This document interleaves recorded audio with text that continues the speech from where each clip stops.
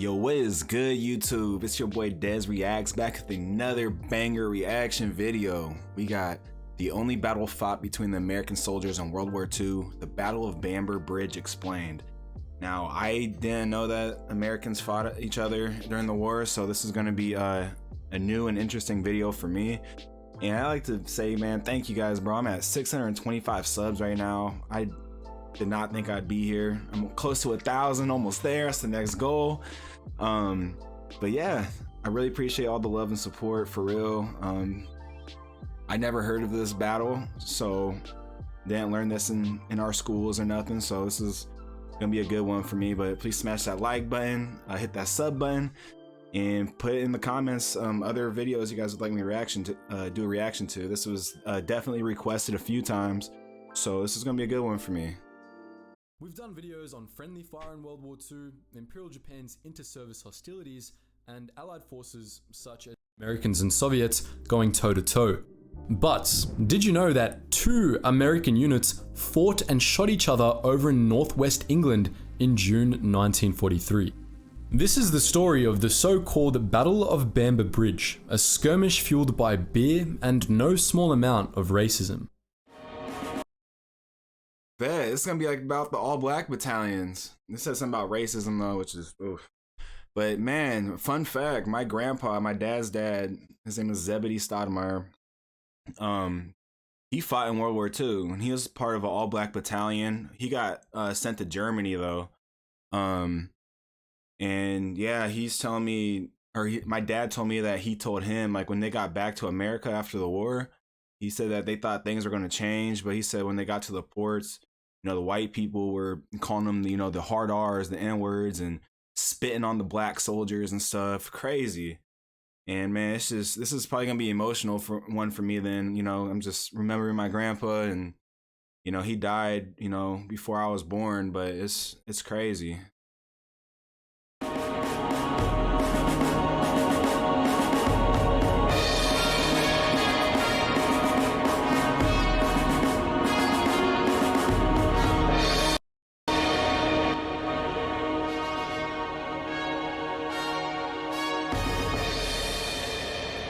Another fun fact, my last name used to be spelled with an E, Stoudemire. But when my grandpa went to World War II, when he was going to Germany, US government said his name sounded too German, so they changed the E to an A. Until US President Harry S. Truman issued Executive Order 9981 in July 1948, the branches of the United States Armed Forces suffered from varying degrees of racial segregation. The first clause of the order read as follows: "It is hereby declared that there shall be equality of treatment and opportunity for all persons in the armed services without regard to race, color, religion, or national origin." Shout out to that president though, for real.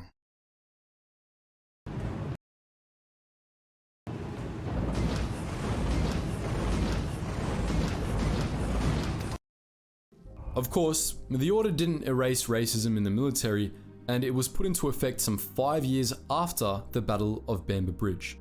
Throughout World War II, some 2 million American servicemen passed through or were stationed in the UK for a variety of purposes, and they weren't always on the job. They often toured the UK and interacted with its denizens. Many American servicemen married English women and brought them back to America when the war was over. More often than not, African Americans were well received by the British populace, at least at the start. When more racist white Americans poured into the UK, they imposed their aholery upon the British, refusing, for example, to eat at a restaurant that served black people. According to Roy Otterly's article, Dixie Invades Britain, which was published in 1942, American observers who were in the UK in 1942 when the first contingents arrived from America saw amicable and smooth relations develop between the Negro troops and their British hosts. So much so that certain white American soldiers became openly resentful, and they lost no time in attempting to discipline the British people. Bro, that's so messed up, man. So it sounds to me like, you know, our all-black battalions, you know, my grandpa went to UK probably before he went to Germany. He probably, you know, was kicking it with your guys' grandpas. You feel me?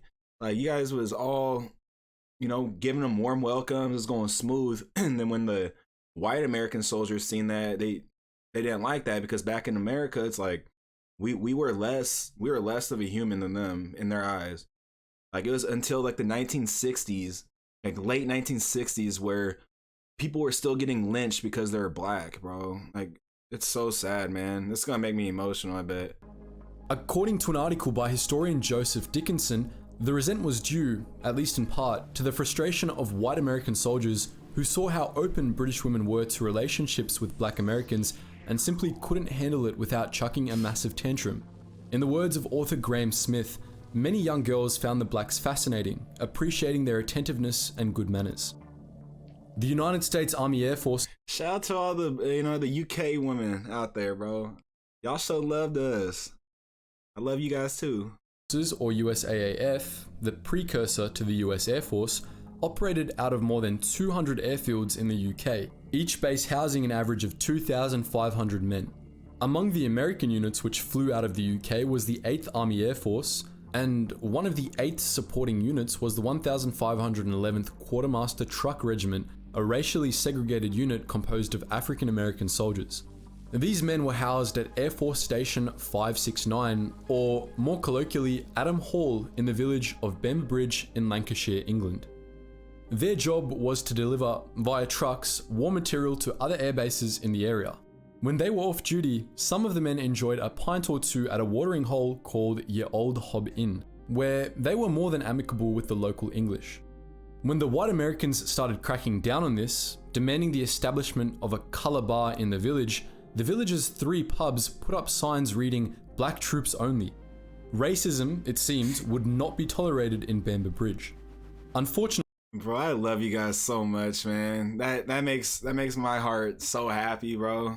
Because in America, I'm sure you guys know, like, black people couldn't eat in the same restaurants as white people.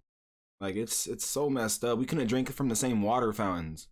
I wasn't alive, obviously, but we couldn't drink from the same water fountains. We couldn't use the same restrooms. You know what I mean? It's crazy.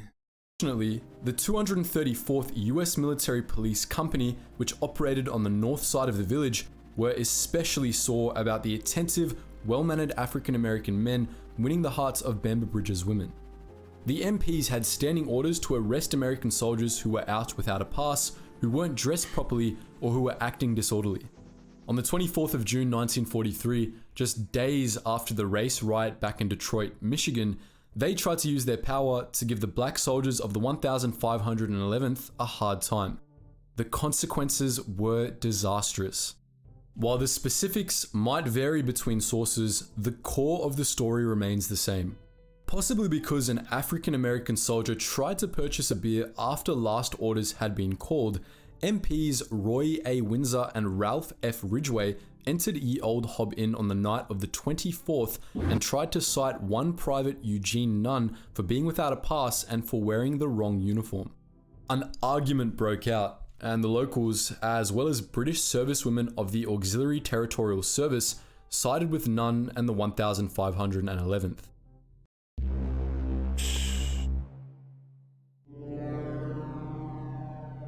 Man, I'm glad some white people had our backs back in the day, man. That's named white British soldier. And I guarantee you, he wasn't even wearing the wrong uniform. Like, they were just doing that just cause.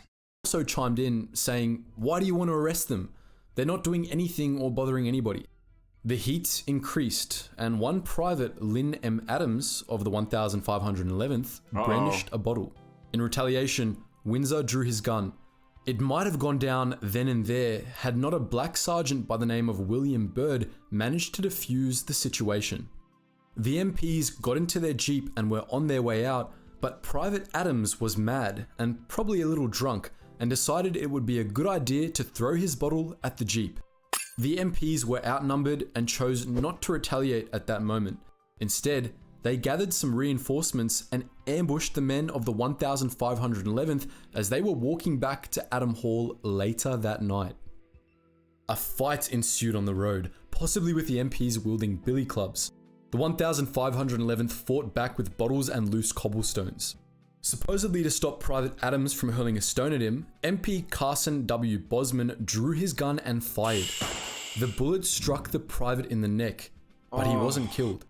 The fight soon subsided, and the men of the 1511th made it back to Adam Hall mostly in one piece.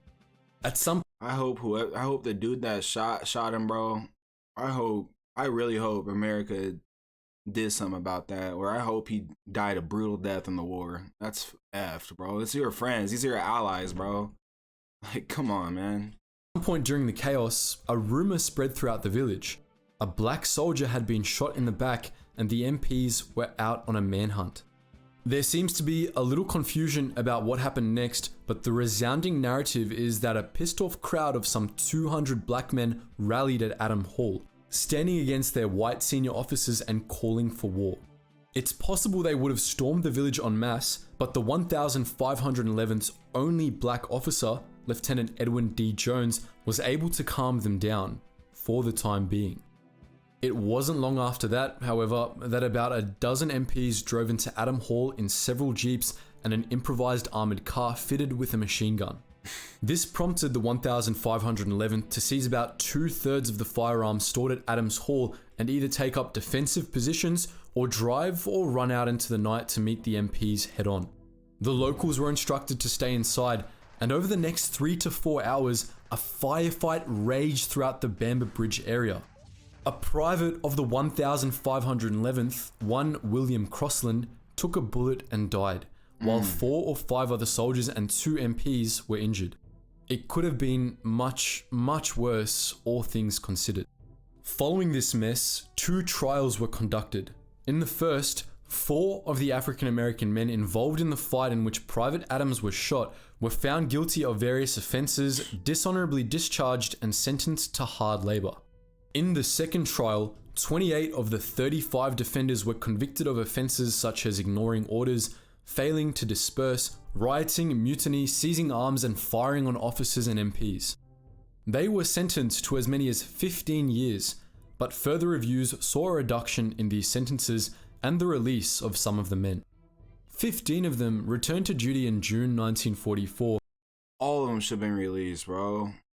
They did 15 years for defending themselves because they knew that they're gonna come and kill them. Like, the white people started it and none of them got in trouble. Like, bro, like, I promise you, we did not learn this. We don't learn this stuff in America. Like, stuff like this that happened, why was this not taught to us? Like, we definitely 100% learn about our civil rights and stuff, Martin Luther King and slavery and all that, but how come we're not learning about how even in war, some of our white soldiers were like, they couldn't stand the fact, you know what I mean? Like, they're killing us because we're what? You know, taking all the white women? Like, come on, bro. Just in time for the Normandy landings. So sad, all, man. The longest period served by any of the men was just 13 months. Again, things could have been much worse. The commander of the 8th Army Air Force, General Ira C. Eaker, believed much of the blame fell on the MPs, whose blatant racism inspired the entire affair. The white officers of the 1511th were also largely to blame, as they did a terrible job of trying to pacify the rioting men at Adam Hall and also refused to tend to the wounded among them. At least one of them was reportedly drunk. Following the incident, the 1511th and other trucking units' ranks were purged of racist officers, and black officers were integrated into the MP units. Things got slightly better after that. We're interested to know what you think though. Had you heard of the Battle of Bamber Bridge before today? Why do you think it happened? Wow, I 100% did not know any of this happened. I'm really glad you guys recommended this to me. You know, made me remember my grandfather and what he did for my country and your guys' country as well. You know, we took out the Germans, bro, but really appreciate all the love and support you guys gave me, man. Please smash that like button if you enjoyed this, hit that sub button, leave in the comments how you guys feel about this, man. Like, was racism like that bad in the UK? Much, it doesn't sound like it. It sounds like you guys were, you know, with open arms for us, man. I really appreciate you guys for that. You guys, tell your guys' grandfathers that, you know, Des Reacts says, you know, thanks for holding it down for us, you feel me?